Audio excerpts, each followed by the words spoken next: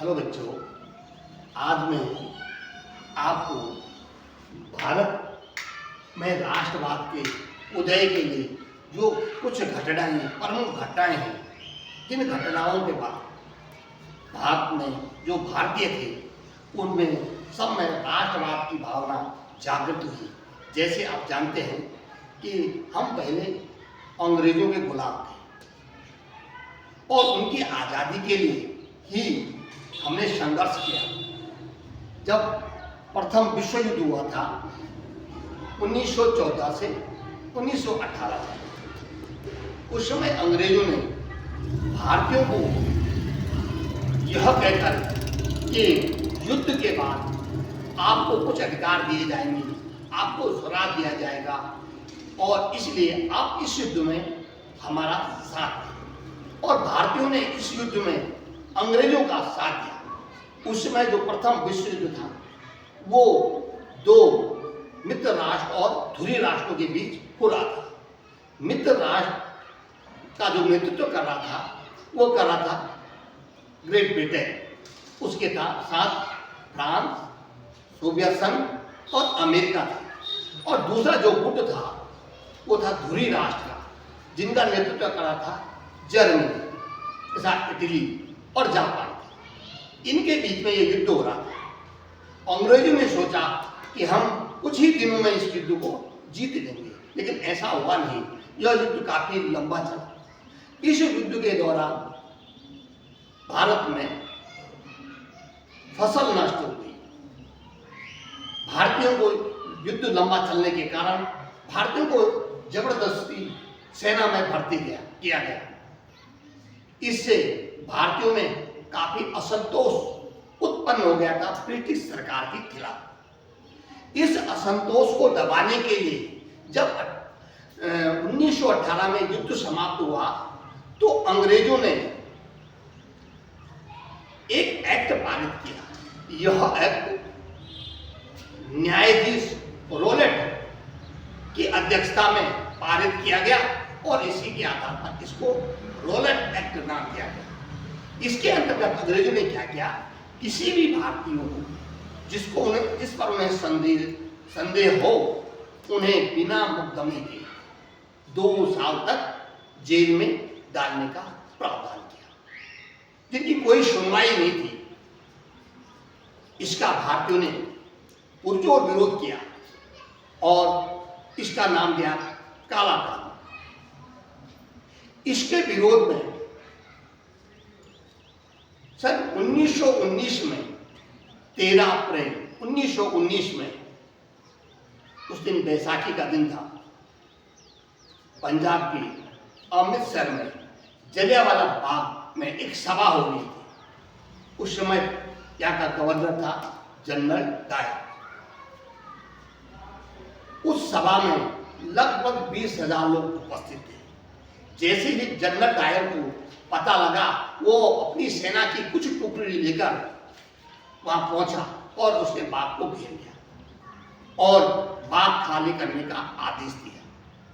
उस बाग में एक ही फाटक था और उस पर उसने अपने सशक्त सेना खड़ी करके गोली चलाने का आदेश दे दिया, जिसमें सैकड़ों की संख्या में लोग की हत्या हुई और सैकड़ों की संख्या में लोग घायल हुए, जिसको जलियांवाला बाग हत्याकांड के नाम से यह प्रसिद्ध है और जिसके कारण पूरे देश में इस हत्याकांड के विरोध में प्रदर्शन होने लगे।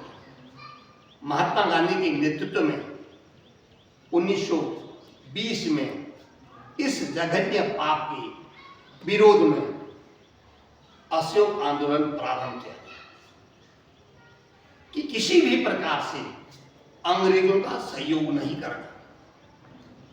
सरकारी उपाधियों का बहिष्कार किया गया। सरकारी अर्ध सरकारी जो दफ्तर थे उनका बहिष्कार किया गया। जो सरकार द्वारा भारतीयों को उपाधि दी गई थी उनको त्याग दिया गया। महात्मा गांधी को केसरी हिंद की उपाधि दी गई थी, उन्होंने उसका भी परित्याग किया। जो भारतीय बच्चे स्कूल कॉलेज में पढ़ते थे उन्होंने कॉलेज छोड़ दिया। यानी किसी भी प्रकार से अंग्रेजों का सहयोग न करना, अंग्रेजों द्वारा जो भी चीजें और वाद्यां जो भी किया गया उसका पूर्ण रूप से बहिष्कार करना। इस प्रकार से जब ये आंदोलन, असहयोग आंदोलन चल रहा था, महात्मा गांधी ने सभी आंदोलनकारियों को यह निर्देश दिया था कि आंदोलन के दौरान किसी भी प्रकार की हिंसा नहीं करनी है, हमारा आंदोलन अहिंसक रूप से चलेगा। लेकिन उसी दौरान 1922 में उत्तर प्रदेश के गोरखपुर में एक अप्रिय घटना घटी। गोरखपुर में चौरी चौरा नामक स्थान में किसानों की उग्र भीड़ ने पुलिस थाने को घेर कर उसमें 22 पुलिस कर्मियों को जिंदा जला दिया। इससे महात्मा गांधी को बड़ा दुख हुआ और इस दुख के कारण उन्होंने यह आंदोलन वापस लिया, जिससे बहुत से जो नेता थे, जो आंदोलनकारी थे, महात्मा गांधी के इस निर्णय से उनके मन में थोड़ा कष्ट हुआ, उन्होंने विरोध भी किया। जब इस प्रकार की घटना हुई और आंदोलन प्रारंभ हुआ, उसी दौरान मित्र राष्ट्रों और तुर्की के भी युद्ध हुआ और उन्होंने वहां पर उनके खलीफा जो उनका धार्मिक गुरु होता था उसे पदच्युत कर दिया, जिसके विरोध में खिलाफत आंदोलन प्रारंभ हुआ। इसमें भारतीय महात्मा गांधी ने भी खिलाफत आंदोलन में मुसलमानों का साथ दिया। जब इस प्रकार से आंदोलन हो रहे थे तो 1927 में ब्रिटेन की टोरी सरकार ने एक कमीशन का गठन किया 1927 में सर जॉन साइमन के नेतृत्व में, और इस कमीशन का नाम रखा गया साइमन कमीशन।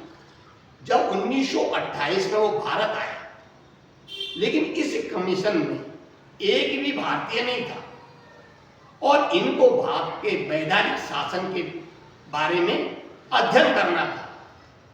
जब ये भारत में आए तो भारतीय जो आंदोलनकारी थे उन्होंने इनका विरोध किया और इनको कहा कि साइमन कमीशन वापस जाओ, साइमन कमीशन गो बैक के नारों से इसका विरोध किया। जगह जगह आंदोलन हुए।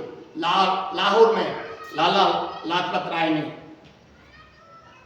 आंदोलन का नेतृत्व किया और लखनऊ में पंडित जवाहरलाल नेहरू, सरदार वल्लभ भाई पटेल, लाला लाजपत राय जो आंदोलनकारी भीड़ को अंग्रेजों ने लाठी डंडों से पीटा और लाला लाजपत राय की लाठियों से ही इस दौरान लाठी खाने से उनकी मृत्यु हो गई।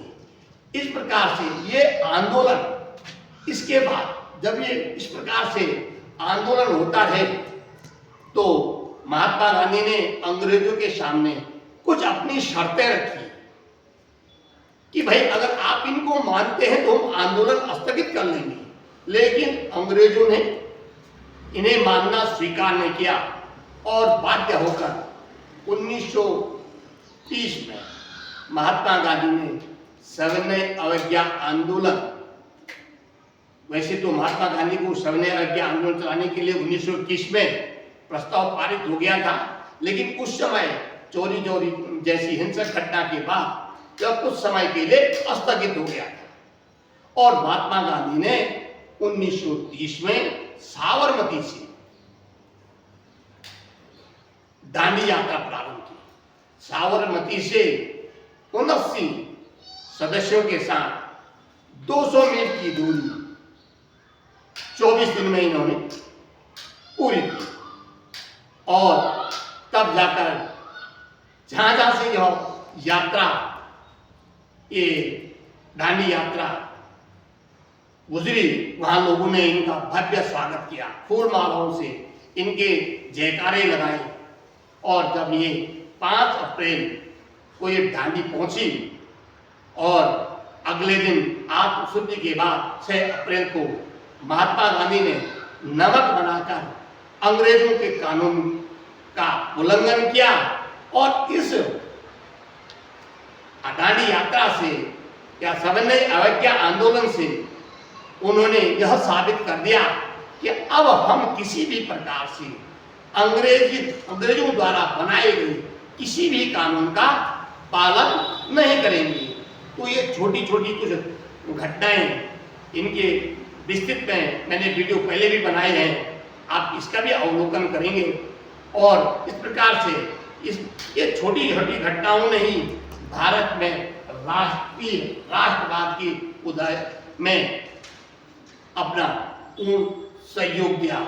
आज की वीडियो में इतना ही। अच्छा लगे तो लाइक करें और इससे आगे अगली वीडियो। धन्यवाद।